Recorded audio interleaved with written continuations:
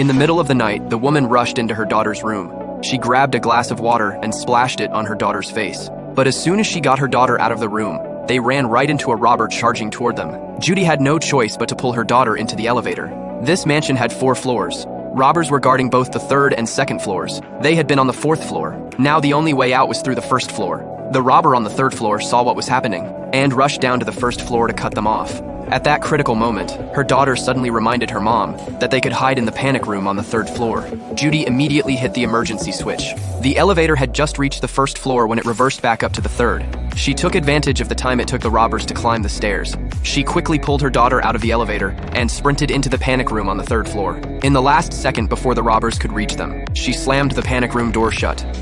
Judy calmed down. She wanted to call the police right away, but they had just moved into this mansion today. The phone line in the panic room hadn't been connected yet. There was no way to contact the outside world. They had no idea what the robbers wanted. All they could do was try to scare them through the intercom, lying that they had already called the police and suggesting they leave before the cops arrived. What they didn't know was that these 3 robbers not only knew they had just moved in today, but also knew the phone line in the panic room wasn't connected, because one of the men was the worker who built this panic room.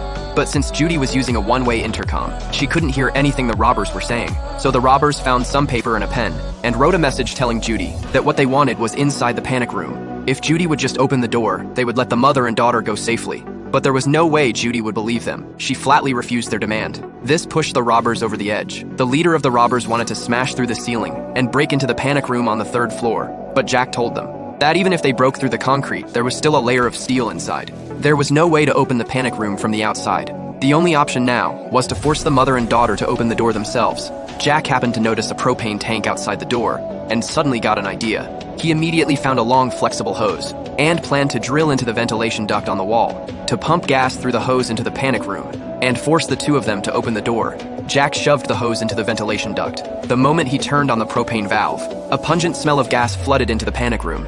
Jack wanted to smoke the mother and daughter out with the gas, but when the other 2 saw they still wouldn't open the door, they cranked the gas valve all the way up.